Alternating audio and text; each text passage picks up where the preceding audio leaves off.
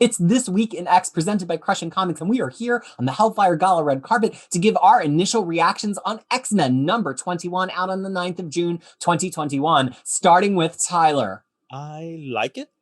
Okay. Harry. Jonathan Hickman Namor. Fariha. I really hate Cyclops, and there is no saving it. Peter, what did you think? Beautiful art, beautiful people. Now let's get deep into our discussion of X-Men 21.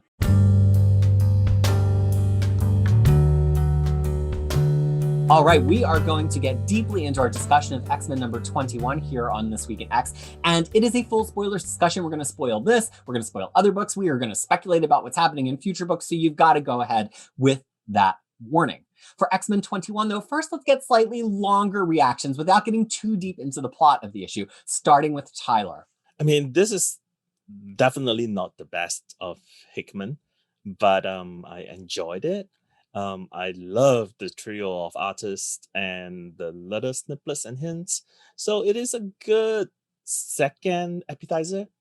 And I'm actually very ready for planet-size X-Men. I give it a 3 black box out of 5. Harry. My opinion of this series is that so extra. I always am. So, I mean, let's be real. This series is now finished and we can look at it. And it's always been kind of relaxed, kind of lackadaisical in a way, to showing us snippets of mutant culture and the goings on Krakoa. In that sense, this is very much a fitting conclusion to this series, which is not a lot of narrative thrust, not a lot really happening, but some nice moments that show this bigger world. And I find it really pleasant. It worked for me much more than I was expecting. I mean, this isn't even Jonathan Hickman's event, I should say. So I'm going to give it 3.5 after parties out of 5.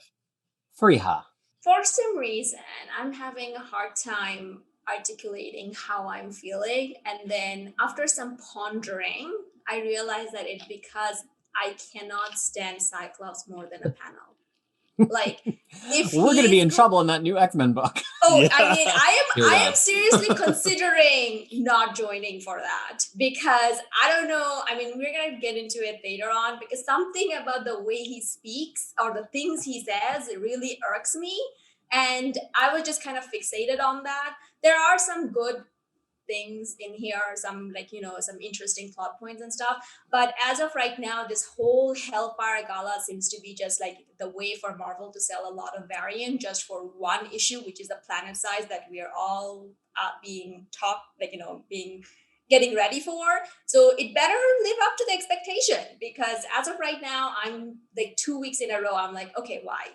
What's going on? And I blame you guys for that, because I didn't used to be like this, but now you guys have made me cynical. And then also art-wise, I think there was 4 artists in this, right? So the last one, I think Sarah Pichelli, every single character looks like a cosplayer of the character rather than the characters themselves. And that really annoyed me, because I was like, ugh. And then Dakota, who I'm a huge fan of from East of West, have the Jamie Madrox that is going to give me nightmares for years and years to come. It just yeah. So and the thing at the end of the day, I'm like, okay, why are we here? I mean,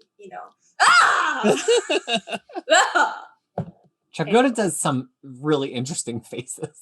Yeah, he did. Yeah. Anyway. His proportions a little bit stylized. I will say this was the cold soup. This issue. In the whole meal. Some soups are meant to be served cold. Yeah. Gazpacho. No, this was supposed to be so first of all, I don't like soup, so I don't know about all the soup details. But the thing is, I'll tell you, whatever, this was supposed to be served hot, but I got served cold. And then potentially someone spat on it. Gross. Yeah. It's interesting. Yeah. I think it did its job, which was to be an art jam with a bunch of really pretty characters in it. I don't think it ever was supposed to have much of a story other than this little Namor tease. and that's fine. It accomplished what it came to the party to do. But much like, and I choose not to get upset about it. You've seen me get really upset about a lot of Jonathan Hickman comics, and this is Hickman playing it cool, playing it subtle, just giving us the enough to make it feel like a party, which I'm kind of impressed, because I would think that Hickman would maybe overwrite a party, and in a way he underwrote it a little bit, which to me is more impressive than him overwriting it. And I think what I come away with though is a similar feeling to Freya. Like, it feels like we could have just had a 100-page planet-size X-Men that was whatever, and I know it's going to be like 72 pages, right? It's going to be really long, but we could have just had that plus 8 pages from each of these other books with the home artist, and then these other books all could have followed to like flesh it out. I just think it was I keep saying this, and I said it last week too, I think it's like a self-inflicted wound. It's an unforced error. I think they just had a bad plan. I think they were excited. They saw the fans were excited, and based on some of the reaction I'm seeing, some people are digging it, but it does feel like they kind of shot themselves in the foot a little bit, putting Planet Size in the third week after these kind of very hors d'oeuvres-y, appetizery issues. But I'm not mad at it. I'm not mad at it at all. It but the better thing is, live up to the expectation. It's not. Get that out of your head. You got to give it up now. No, don't do that. Don't take do it from that. the X-Men, That's not how to read X-Men anything. fans. No X-Men book lives up to expectations. Rule number one of Fight Club. I think the problems already started in X of Swords. And the reason why I said that is because X of Swords is not supposed to be a 22-parter. It's supposed to be a 10-parter. And I believe the Hellfire Gala is supposed to follow pretty closely to after X of Swords. So the whole entire reign of X is like filled with mostly fillers, which is why we kind of hated, which is why X-Men dipped in quality, which is why Excalibur went nowhere. It was just meandering, which is why X-Force basically repeats the same beats over and over again. Because look at the key things that were mentioned here, right? Beast and Terra Verde. That was done in Dawn of X, not Reign of X. Look at Excalibur bits here, right? They were all done before. So I feel like, this whole thing started with X of Swords, expanding the 22-parters and the whole COVID mess. And hopefully everything will be more, tightly plotted from this point onwards. And so here's another thing. And another thing, I'm forgetting where the interview was, but it was released today where they interviewed, I believe, the editor of this line or what have you. I'll find the details. But basically, they were saying their original plan was to not even announce that this gala was happening. The initial plan was to just, this month of issues we're just going to be at the gala, which is kind of showing that, like, from its inception, this was not going to be a big barn burner of an events. This is just going to be what it is. But sometimes the marketing department gets a hold of these things. It was the part one interview in All Equal Taste. That's with, right. Jordan White. Yeah. Yes, I was pretty sure that was it, but I didn't want to say and get it wrong. So, like, in that sense, it's a party. I'm having a good time so far. The marketing was obviously quite at odds with this, but I'm just. But the marketing was great. Like, but it was kudos for the marketing.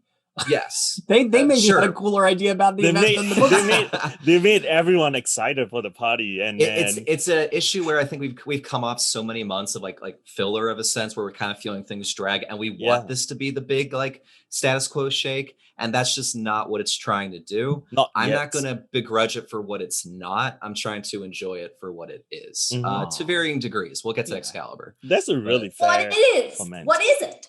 What is it? I don't understand what is this?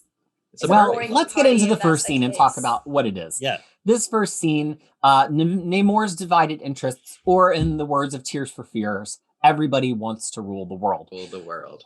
So there's some open council seats. Xavier and Magneto bring this to Namor, who has rejected them several times over, starting in, I think, Powers of X, like 4 or 5, maybe. And they're like, we have a seat, maybe even 2, if you want to bring somebody with you, and have a +1. And he's like, I'm not looking for seats. I'm looking to be the ruler. I want it all under my thumb. I already rule 70% of it. Your council is a joke. And kind of by extension, in a brilliantly paneled sequence by Dragata, so are these Illuminati folks.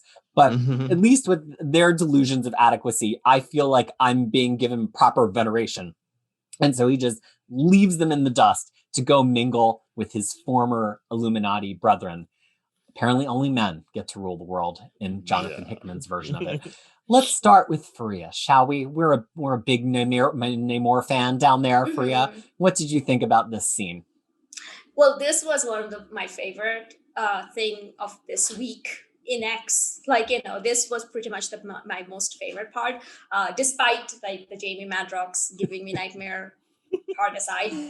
I absolutely enjoyed Magneto's facial expression as he was talking to Namor. It's like, yes, you graced us with your presence, Your Majesty. We are honored and humbled. Yeah, knowing Magneto, that is just BS. But you know that when he said that, right? He was giving the evil eye to Xavier, because of Xavier started off with like, "Oh, you're the North Star of our guest," and I was like, exactly. Like, I mean, that's what we've already got a North Star. Come on. Like, that's exactly what I'm saying. Though. It's like, those are the things that was a winner. And I'm like, okay, fine. I'll forgive you for giving me Jamie Madrox nightmare. But the thing is that I really enjoyed it. And I think it's kind of pretty much, it falls in line with what Namor is. Like, he's not going to join. And the thing is, it's also kind of, he tried to join them before during the Utopia time. And he was kind of pushed aside, and he wasn't necessarily getting the whole "I am the only ruler" vibe. So he knows that he can definitely compete now. So I think it all made sense, and the whole presence of the Illuminati characters at the background, and then him just walking away to them, that was perfection, because it just showed not only like that he's rejecting two of them, like rejecting not necessarily his own kind of rejecting his own kind in favor of power, which is actually pretty damning. Well, the question for me is that if Xavier and Eric is really interested in getting Namor to join them, why did they not just ask Emma? Right, everybody knows Namor responds to a leggy blonde. Yeah, they sent the wrong welcome party. Exactly. Because Emma's tied up. Emma's busy. With her own empire growing. Exactly. Like, that is the reason I have, because I think Xavier and Eric is a little bit afraid of how much knowledge and power Emma has. Yeah. They want Namor on their season. I forget which season they are. They don't want Emma to bring him in. They're trying to do an end around. They see how much risk they are at already, having lost Apocalypse in their bro club. Right. And to that is the second invitation to Banshee to the council. That'd be interesting. Is he on that level? Do we think that? I mean, he's been around forever. He was an instructor. He has been with Emma, like Peter said, teaching the new kids in Gen X. Plus a longtime partner of Moref, not lost on any of us. That's what I was saying. I want him to join, Emma, to get a hold of him, just because he's Moira's ex-boyfriend. Yeah. Like, so keep him, not necessarily giving him a council seat, because he doesn't feel like one, but just to kind of keep him under her thumb, be my errand boy. Harry, what did you think about this opening Namor scene? I enjoyed it. I thought it was a little wheel spinny, because he's just still like, nah, man, not joining your island. But it's beautiful. Even with the Madrox hell creature, I love the designs of Xavier and Magneto. Although Namor's hair is pretty trash. I'm going to be upfront about this, but it's fine. And I liked it. I think it sets a good tone of just like, this is going to be a series of conversations that are just kind of fun. And, Hickman writes an incredible Namor. He just remains undefeated for me. Gillen is a close second, but Hickman's still at number one. And Magneto looks great. I love that top hat. Obviously, I got one of my own. A white top hat, though, that is extra fine. That's another level. I was going to ask that you're trashing Namor's hair. How many % of land do you own? You're right. I'm not the king of the ocean. I shouldn't be able to. I should bow in front of him. Yeah, trashing King Namor's hair stuff. That all-day wet look is really in hair right now, so it's fine. And it's got all that salt water in it.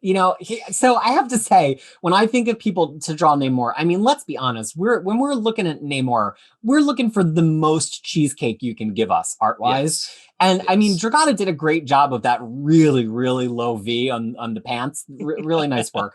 But I do kind of think of like, you know, we could have had Chris Anka or like Jen Bartel or, that you know, would be somebody who could take him all the way horny. So it does feel like there was maybe not quite, it wasn't quite horny enough, but it would have maybe be a little incongruous to have Namor go full horny in a scene with Xavier and Magneto. You know, I don't know, because maybe they're not horny enough to be in that scene with him looking that, making us feel that horny. I don't know. But so take that back. How dare you say that about Eric Clegg? How dare you? House of M will remember this. Oh. But boy.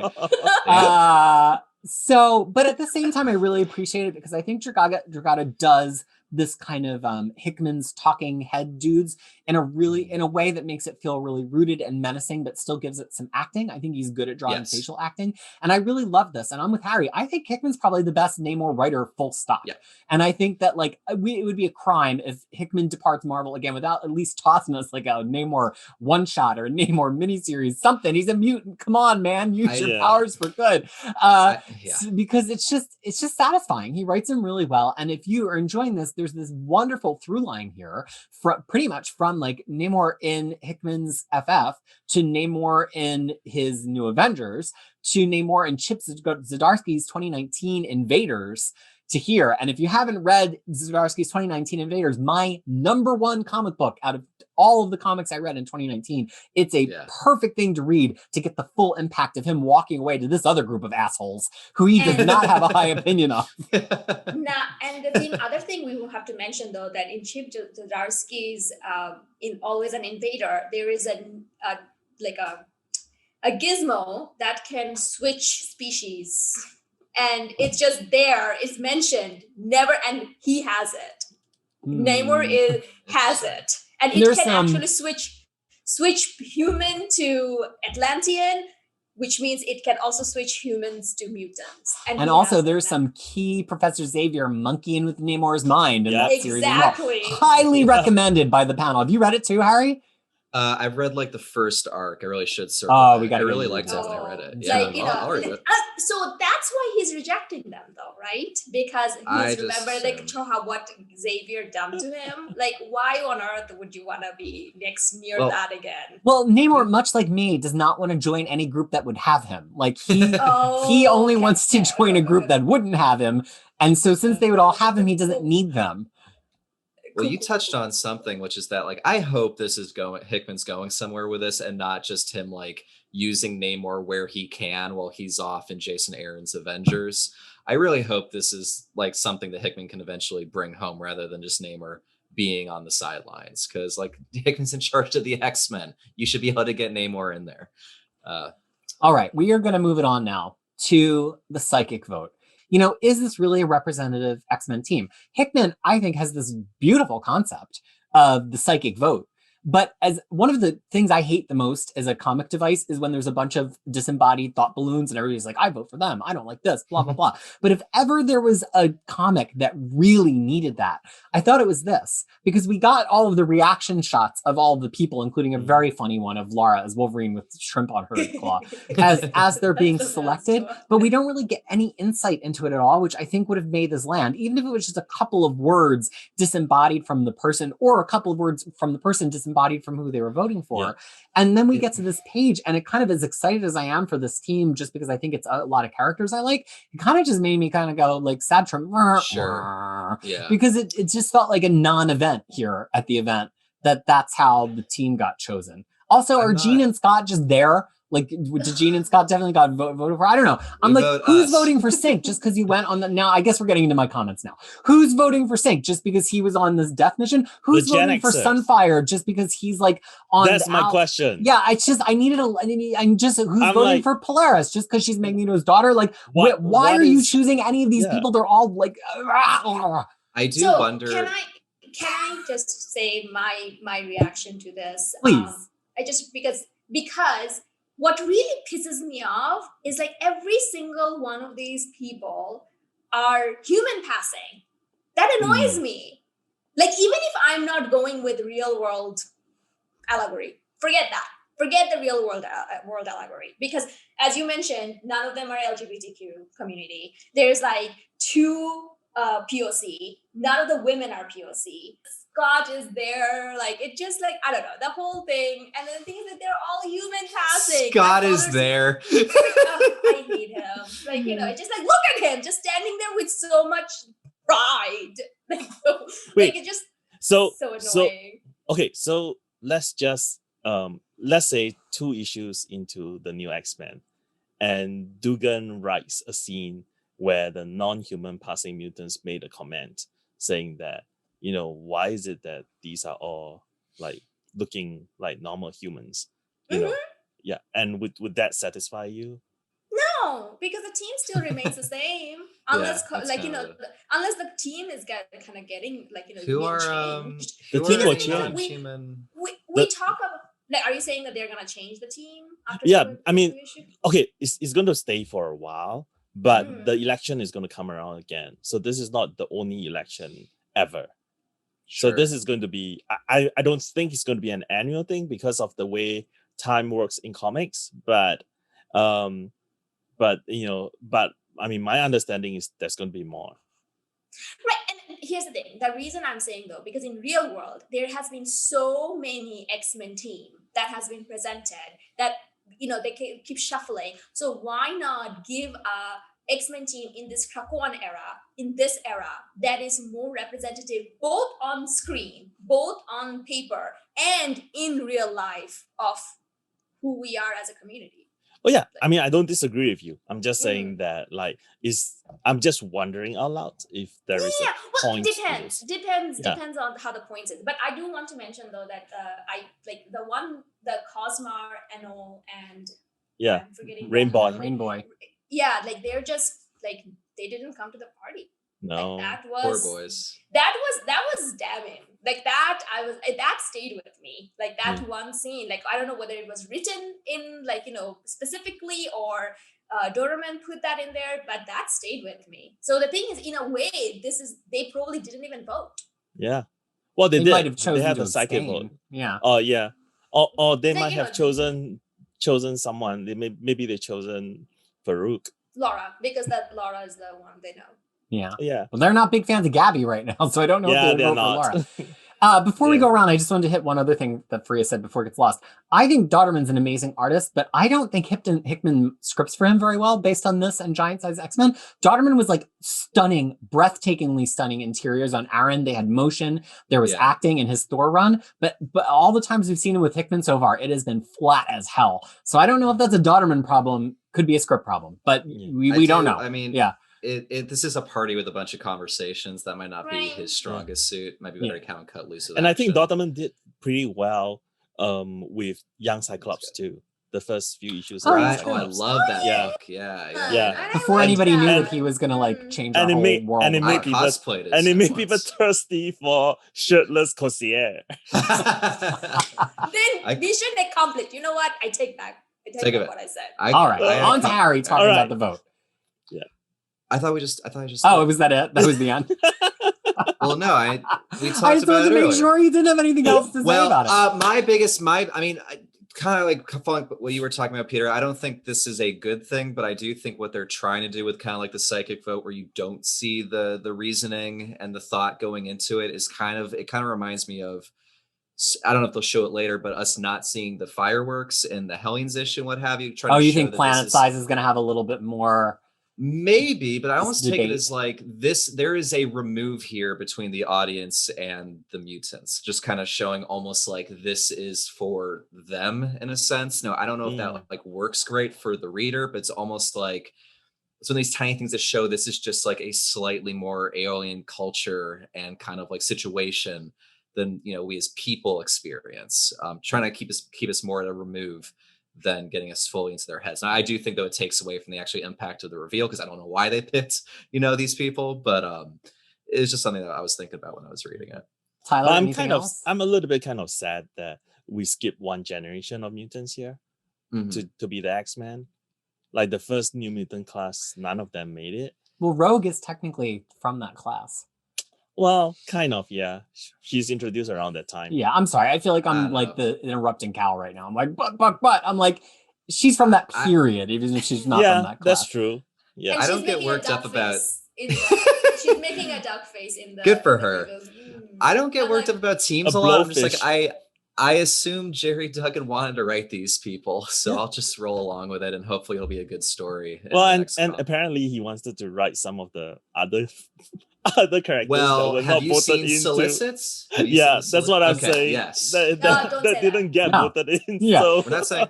But I think it's a good point though, if we think about it in story terms, like it's not like that New Mutants block, which is a block of influential people, would vote for any of these people, right? They would probably vote for Danny or Cannonball, who did, Cannonball did okay in the vote, so it's a thing. But it definitely makes you think about, this is supposed to be representative of all the mutants in the world, right? Not only mutants who have been Yeah. X-Men Yeah. at some point. right. And to a point that I know Fariha mentions a lot outside of this chat, like, so you're telling me the mutants of the world are overwhelmingly white enough to pick these X-Men? Or is it just that the X-Men available to them are overwhelmingly white enough that that's who they wound up picking? I mean, we Let's did know. vote for Joe Biden, so who cares? Anyway. Oh, Topical. I'm Yeah, gonna topical. move on from the Alright. psychic vote.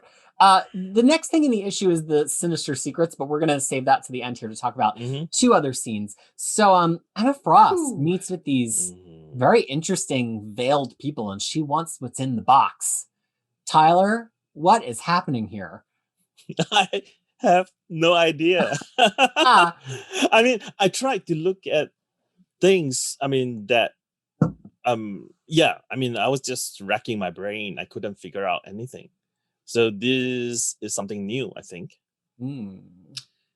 So I looked up Nameless City, and then only Same. Faith Erin Hicks' Yeah. book comes up. I'm like, YA Which is- crossover. Yeah, which is a great thing because you should all read that book. It's really good. I was just mostly looking at my homegirl Mystique, just walking around, surrounding Emma. Paying attention. Like always looking at what Emma's Yep. up to. Like, Just eyeing so it, that to me was like, I was into that. I was like, what are you up to, girl? It is Like, not. She's definitely up to something. She hasn't had a single focus on her for any of these issues. Like, we're definitely going to see like some nefarious stuff. No, that's going what on I later. that's what I noticed. There are a few characters that appears in all the Gala issues, but Yeah. almost never had a speaking part. Mystic Mm. is one of them. Colossus is another one of them. Mm. Well, Colossus, obviously, even if he appears in like one small little doodle, I'll recognize him.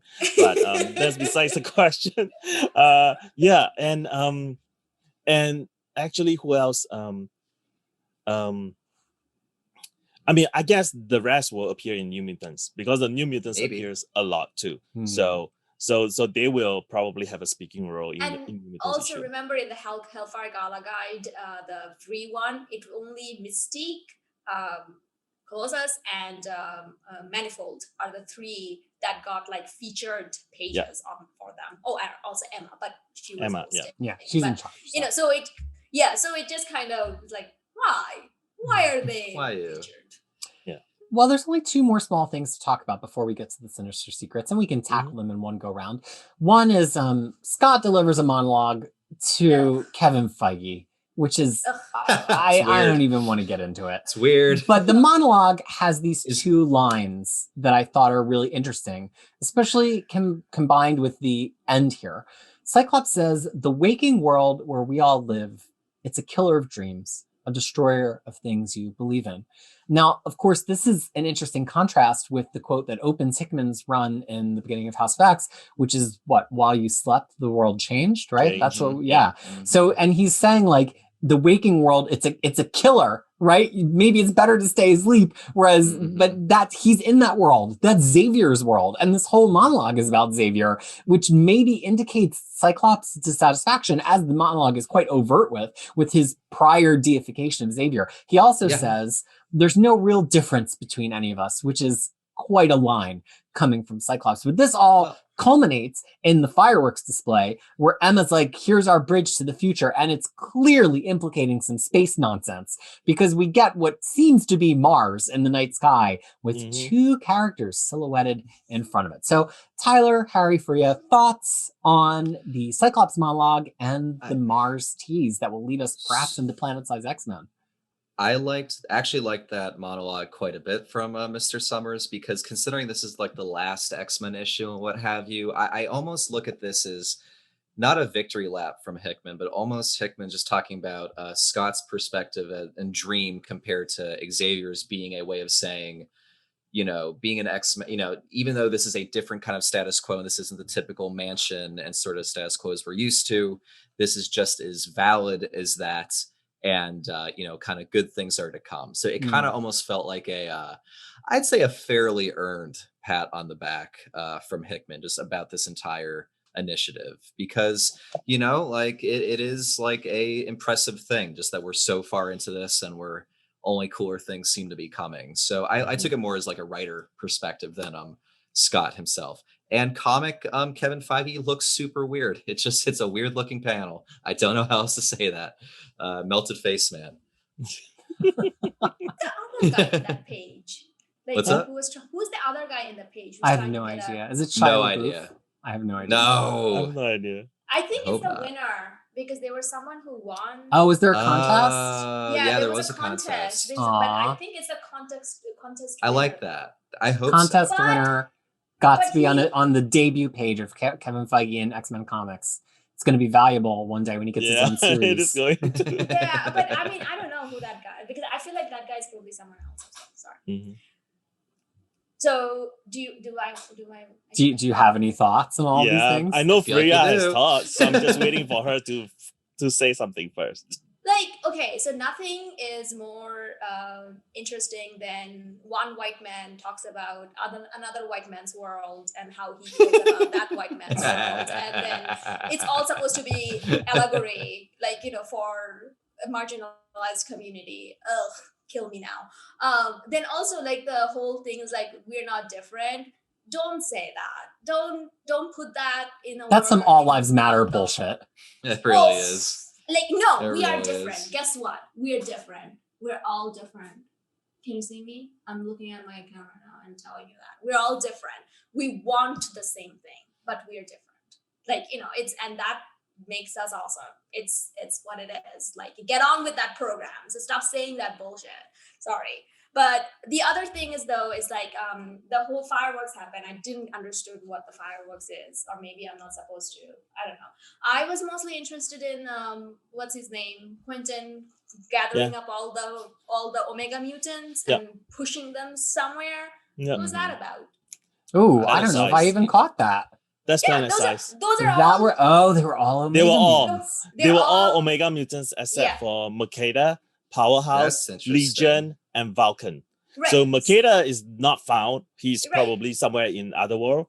And Powerhouse is now not a mutant. Legion is not included, which is probably because he's like, hey, He's no, off he on already his own. said he's not coming to the yeah, gala. I'm not, So- I'm Yeah, not, I'm not with exactly. you. He already Yeah. told Xavier, I'm not with you. The only thing that I found strange was that Vulcan was missing.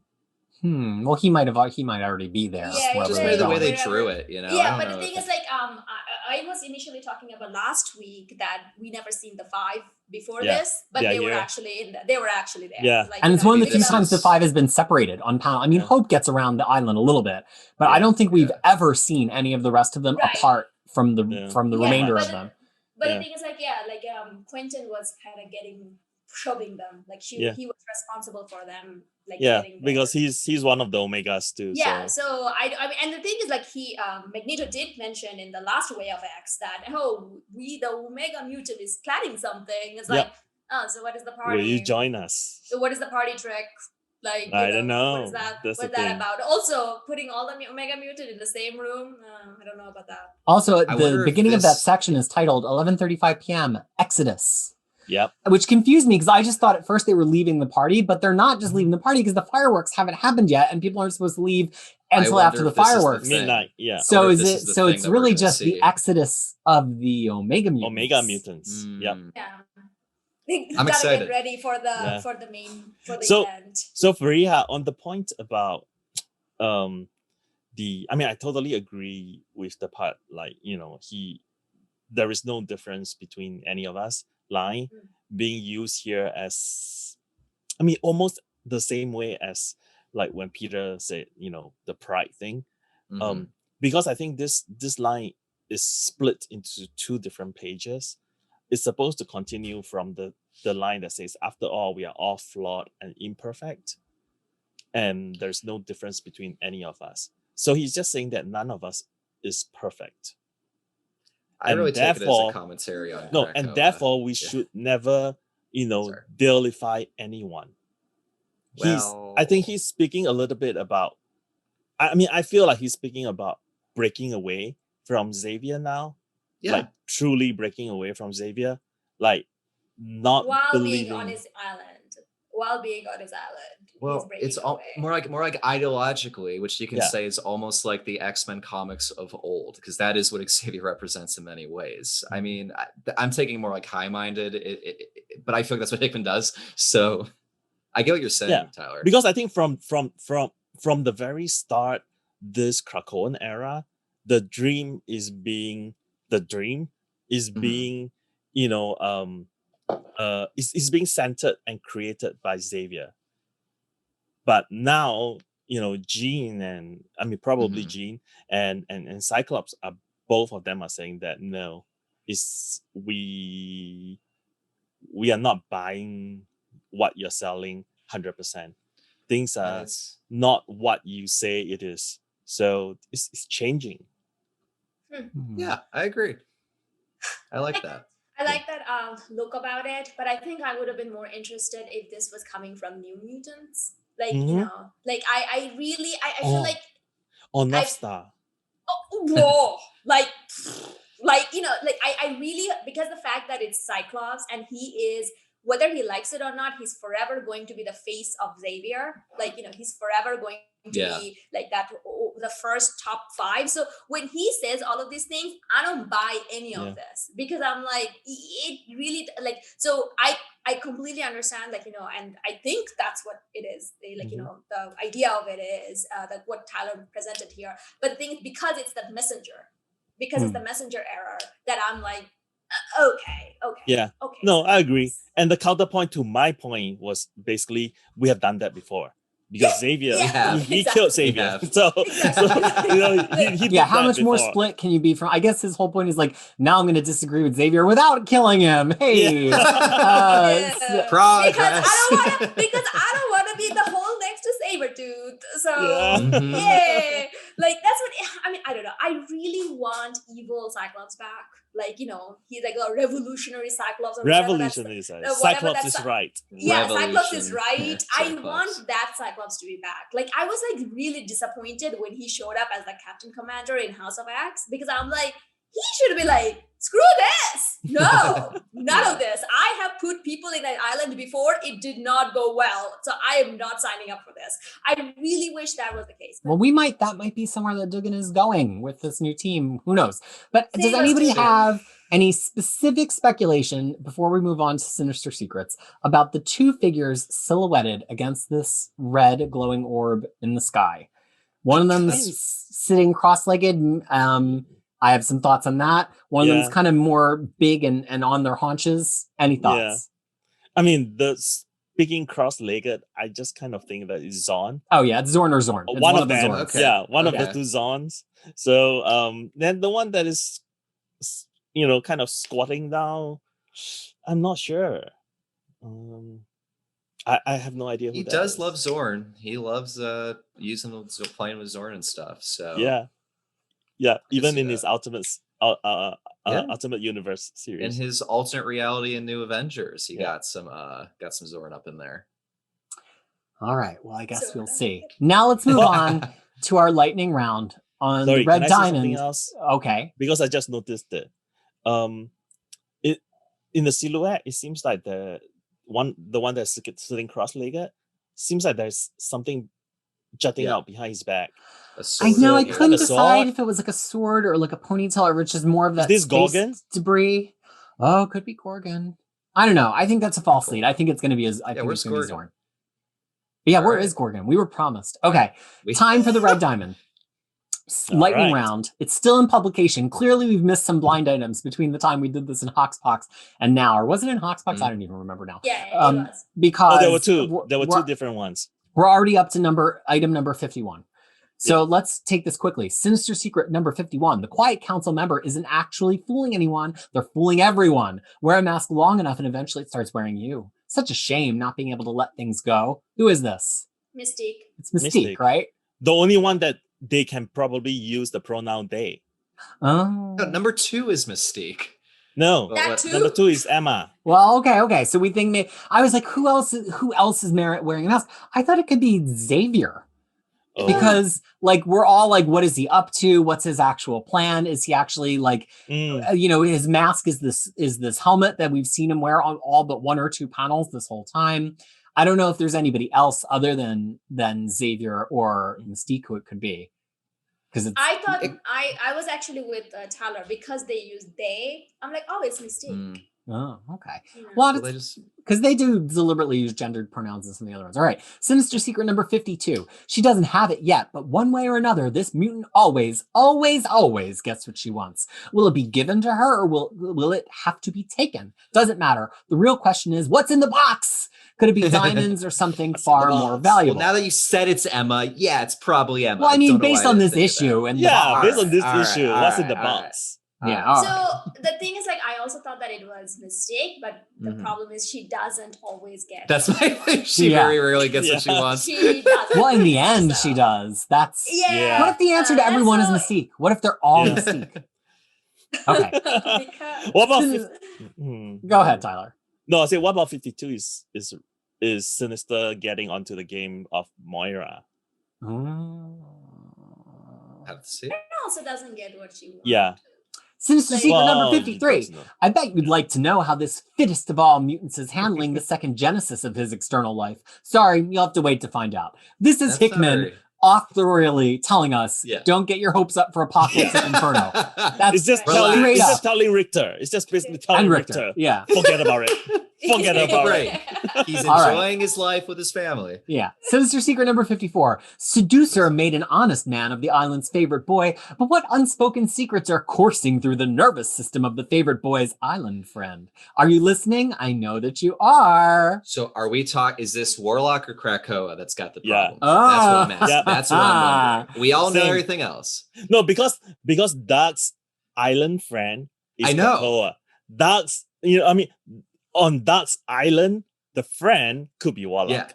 Yeah, so, I know. And didn't he infect Krakoa with a little bit of Warlock way back in Power of X? Right. So but is Warlock the problem? I'm excited. And also, in the promo in Inferno, the Dark has Warlock's arm. Yeah. So I'm not sure if that means anything, but let's keep that. Sinister Secret 55. Regarding secrets and secret alliances and the shadow play that is the great game of nations, just how many ruling councils are there now circling the sun? I'll never tell, but if you say 2, you're definitely too low. Second Krakoan cancel to add to the main one and Arako. Right? I don't know. I mean, this is secret alliances. So I'm thinking Emma, Kate, Aurora is one alliance. I'm talking a sub-council within the first council. Yeah. Sorry, I don't mean to cut. Well, I'm just talking about secret alliances. So it doesn't have to be the council. I was thinking something to do with the Orcus. Like Orcus? around the sun. Like, it made me think, because he's talking about the game of nations. It's not just about Krakoa. Yeah, I was thinking something along the line, and I think at some point Tyler mentioned that Sinister is probably part of Orcus. So I was like, this is it. But I was thinking and that's because around the sun, Right. I'm very literal. I don't like these games, guys. I think it's the Quiet Council, the Arakan Council, who I think we're going to be meeting very shortly, Orcus, and possibly whatever Brand's doing with Sword. Okay. And what about the 3 ambassadors? That's from another book we read. From Marauders. Yeah. The 3 ambassadors were making a show of coming through the gate together. Remember that caption box? Yeah. To me, this is like the thing I'm really interested in this Reign of X, because Reign of X is like, whose reign, right? We're all just assuming it's this decadent Xavier reign, but maybe it's actually more of like a Game of Thrones thing, like whose reign, who's on the throne, who's the ruling council. There can only be one. Do it. Okay, Sinister Secret 56, and speaking of things that come in twos, 2 empty seats on the Quiet Council are too many. Look for there to be moves made in the filling of those empty seats, regardless of how many favors have to be called in or how many unwise alliances are formed. Just remember, when everyone has a secret, no one can be trusted. This is nothing. Not really. Yeah, it's just reality. It's just stating Stuff will happen. Yeah. That's what it's saying. Well, I think though it's kind of like moves, multiple being made to fill the empty seats. And if everything's coming in pairs and we're inside of this party, we just saw them invite Namor. Who else got an invite? Is it Banshee? I think it's kind of like Banshee. about like who's getting invited. It's not just meant to be like, so there's some seats. It's meant to be like, look at who's making a promise to try to fill the seats. Yeah. Believe Okay. Abigail Brandt didn't get an invite. I know. You really think she would at this point? Yeah. Or maybe it's because she cannot be controlled. Like, And she doesn't want it. Yeah. Like she's off in I'm like, space. yeah, Okay. no. So we no don't one, want no one that knows, in no one here. knows where she stands or sits. So no one wants her to be as part of the council.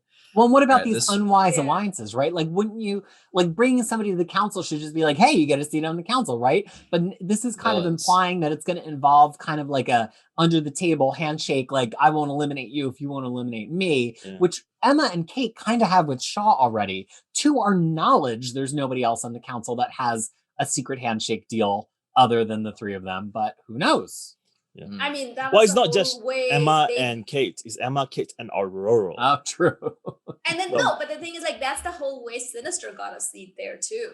Like it Right. was all handshakes. And that Yeah. alliance is unwise. Yeah.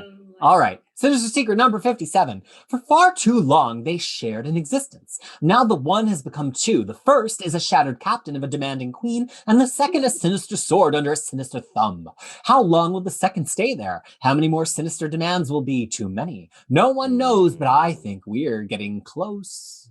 Basically, that one's just No. Reed Hellions. Yeah, it's basically Quanon is going to rebel soon. Oh, duh. All right, yeah.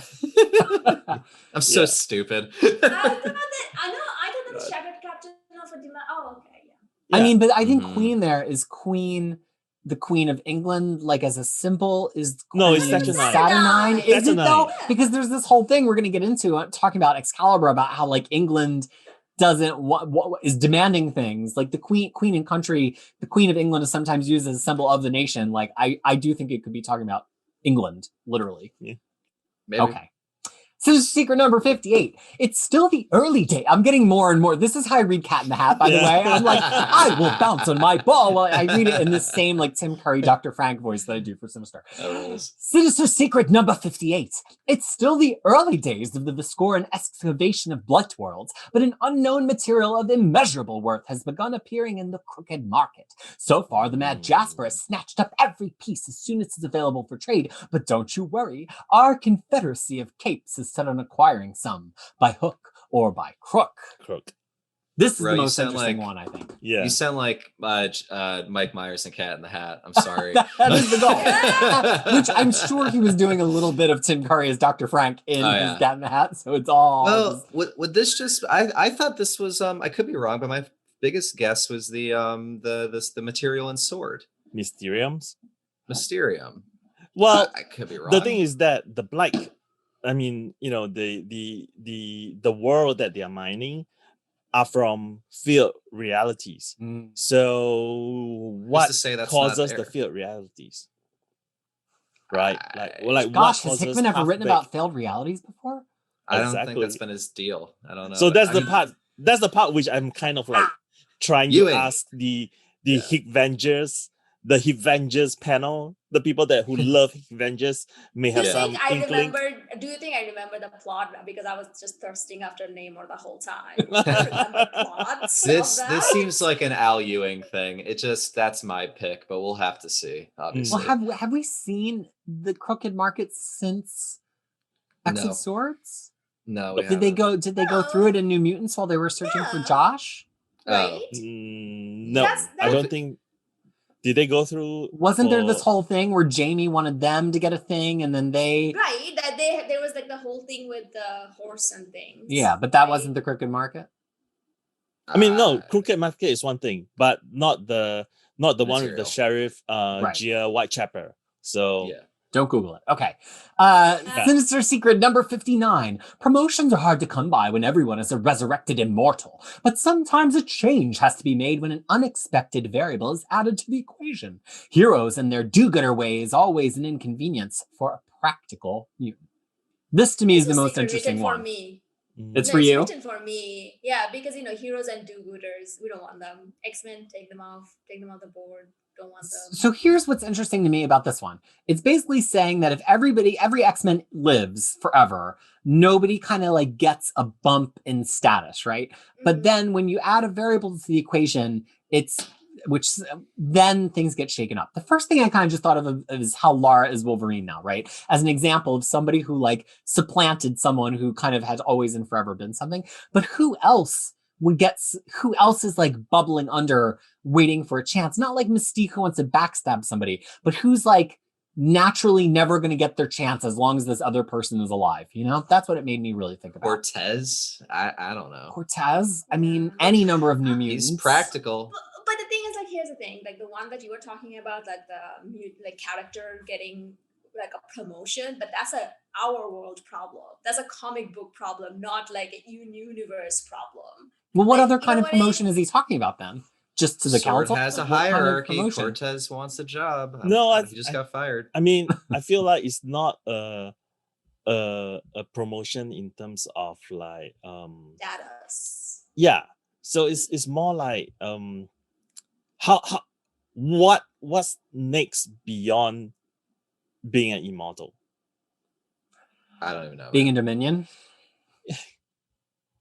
That's one of my guess. Is like, let's go beyond that. Like, instead of dying and getting rebirth, what about not dying at all? Oh, so like the promotion and the unexpected variable is like, let's one up immortal. Let's not like take somebody's place. Interesting. Well, the other thing would be, I was thinking go ahead. No, I was thinking about Monet Sankor, I forgot. I was thinking of it's like her thing as well, that she's finally getting a promotion in a way. So I was thinking about that too, but I don't think that tracks. Well, the other thing is that I was trying to fit each riddle to one of the titles. Yeah. So I think this might be Way of X. So this could be because he's the variable. Both Legion and Onslaught are kind of the big variable. The variable, the imprints that are left behind by, I mean, that's my theory about resurrected mutants getting a special imprint. I mean, the other thing also, it tracks with like, chimeras or chimeras. Who's a practical mutant though? Yeah, I don't know that part. Is that because it's got a double entendre. A practical mutant meaning like somebody who's very practical in their ways and manners and in getting things done, or a practical mutant, like practically a mutant, which would make it Sinister probably, because he's the one who like, I'm practically a mutant, like I'll just make myself a mutant. Yeah, so I think I just have Thunderbird's like genes, so I'm now a mutant. Okay. Right. There was a Sinister Secret revealed, which we did guess correctly long ago, I believe, probably due to Zach's influence, which was that the word they were teasing all the way back was Inferno. So Hickman had it all that time ago. And now we come to our final secret, which we already know the answer to because he reveals it. Sinister Secret number 60. What sinister someone has been hard at work studying the vile helix of a vile world. It's me. And of course, we know this is the Secret, who we just got back last week at the end of Hellions, who was slain on Amenth. So he's been figuring out the DNA of evil Amenth. Interesting. Well, folks, that is an extensive discussion of Jonathan Hickman's last issue of X-Men 2019, number 21. Thanks so much for being a part of this and for being a part of us discussing half of this volume. We started with, I guess, 12 or 13. And so it's been a lot of discussion of this X-Men volume. And we're going to keep moving on through these other X-Men issues this week and in the weeks to come. So please stay tuned for our Gala coverage. Fariha, why do we get together to cover things such as X of Swords and the Hellfire Gala? The X-Men is better when it's read together. That's right. And especially this one, different perspectives on this issue definitely opened up more of it for me. And so hopefully we opened up some of that for you as well. On behalf of myself, Fariha, Tyler, and Harry, I want to thank you for listening to This Week in X presented by Crushing Comics. If you're listening, take a moment to do those things like and subscribe that all the YouTubers tell you to do. Because honestly, it does really help behind the scenes and it lets us know that you're along for the ride. Plus comments. We all love comments. We all talk about them and jump in to respond. So I guess our comment for you this, what would we want to know from these people? If you have any guesses at the Sinister secrets we couldn't figure out, we'd love it if you would chip in. Maybe we'll come back and make another video. If you make enough good guesses, we'll highlight what the guesses were. But anyway, that is all for This Week in X. Until we see you again, please be well. Bye.